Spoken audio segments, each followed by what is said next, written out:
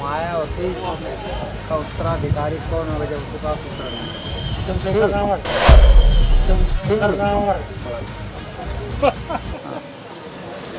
आकाश आनंद ने अभी हाल ही में एक इंटरव्यू दिया है जिसमें उन्होंने कहा है कि अगर समय आएगा तो हम जो है किसी का इस्तेमाल करने से नहीं चूकेंगे। क्या लगता है आपको कि जिस तरह से बीजेपी की बी टीम बीएसपी को कहा जाता है, कितना आरोप सही मानते हैं? देखिए हमको लगता है कि भारतीय जनता पार्टी और कांग्रेस दो ही पार्टियां भारत में थीं, तो उसके इसी में से जो है उदय हुआ है बहुजन समाज पार्टी का। काशीराम जी पहले ब्लैकमेल किया करते थे, जहां पर भारतीय जनता पार्टी ने इनको बढ़ावा दिया जातीय संघर्ष को बढ़ाने के लिए कि जातीय वोट इनके कटे, छोटे तबके के वोट कटेंगे तभी जो है कांग्रेस हारेगी। और इसी प्रकार से भारत की बहुत सारी पार्टियां, चाहे वो समाजवादी पार्टी हो और तमाम लोगों ने भी बनाई हैं, जातीय वोट को करने के लिए, कांग्रेस से हटाने के लिए, और क्षेत्रीयवाद भी लाया इस वजह से है। तो आकाश आनंद ने जो बात कही है इस्तेमाल करने के लिए, तो हमारा कहने का मतलब है कि कांसीराम के ज़माने से ही कांसीराम जी बहुजन समाज पार्टी को यूज करते रहे अन्य पार्टियों के लिए, जिससे ज़्यादा माल मिलता उसी में उसको सहयोग दे देते या उसका वोट काट देते। जहां भारतीय जनता पार्टी कमज़ोर पड़ती थी वहां पर जो है कि कांग्रेस के खिलाफ खड़ी कर देते थे, तो जातीय वोट कट जाता था। इसे धीरे धीरे जो है भारतीय जनता पार्टी सुदृढ़ होती गई है। इसमें समाजवादी का भी हाथ है, तृणमूल का भी हाथ है। देखिए, जहाँ तक मैं समझता हूँ कि बहुजन समाज पार्टी और आनंद के कथन को जो उन्होंने प्रेस के सामने जो अपनी बातें रखी कि हम इस्तेमाल करना जानते हैं, अब इस्तेमाल करना जानते हैं, इस्तेमाल का 3 रूप आनंद जी को पता है कि नहीं है, कि इस्तेमाल का फर्स्ट रूप क्या होता है, उसका सेकंड रूप क्या होता है, उसका थर्ड रूप क्या होता है।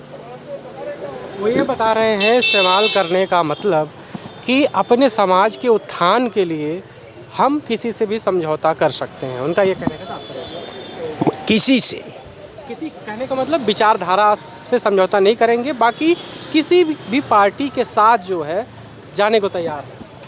सबसे बड़ी बात है कि आपका विचारधारा जिससे मिलता हो,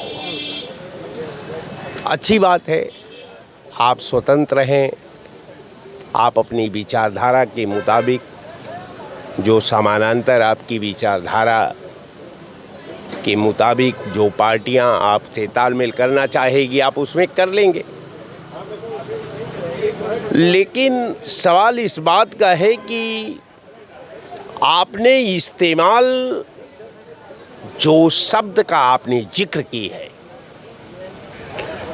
ये काफ़ी हमारे जैसे लोगों को दिग्भ्रमित करता है कि आखिर इस्तेमाल करने से पहले, इस्तेमाल करने के बाद। कहने का मतलब है ज़्यादा लोग सोचते हैं कि इस्तेमाल हो जाना या इस्तेमाल करना, दोनों में बहुत अंतर है।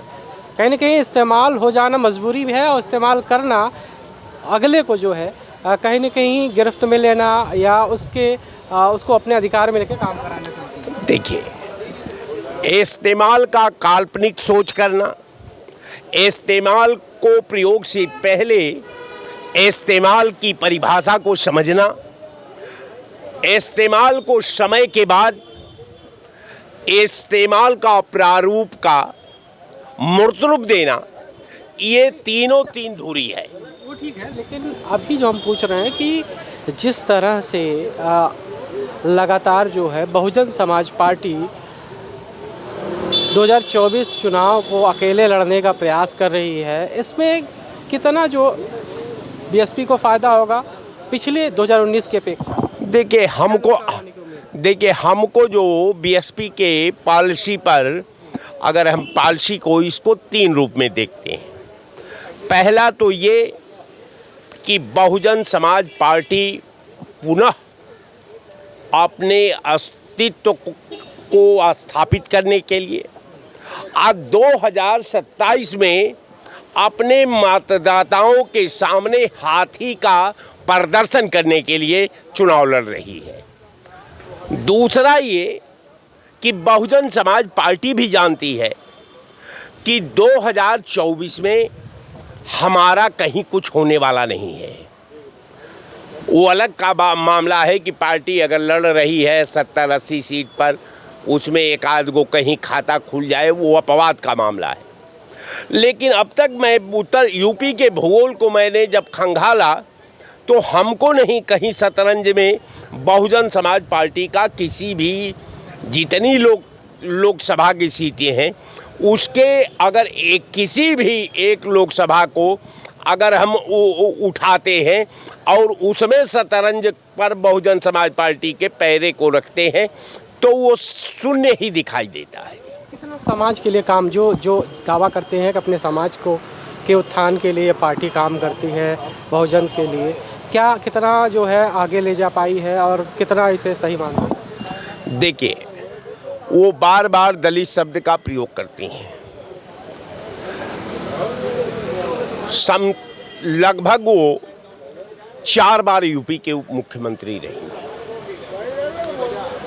अब हमको एक बात समझ में नहीं आई कि 4 बार के मुख्यमंत्रित्व काल में अगर दलितों के प्रति ये 4 योजनाओं का नाम बहुजन समाज पार्टी बता दे कि हम दलित डेवलपमेंट योजना के तहत आपने शिक्षित बेरोजगारों के लिए क्या किया, आपने इनके भविष्य के निर्माण के लिए कल कारखानों के परिप्रेक्ष्य में क्या किया, आपने दलितों के उत्थान और प्रगति निर्माण के लिए आपके द्वारा कौन योजना बनाई गई, आपसे दलित का शिक्षा हब, शिक्षा में अगर एंट्री कराने के लिए, पुलिस में नौकरी देने के लिए, सरकारी नौकरी में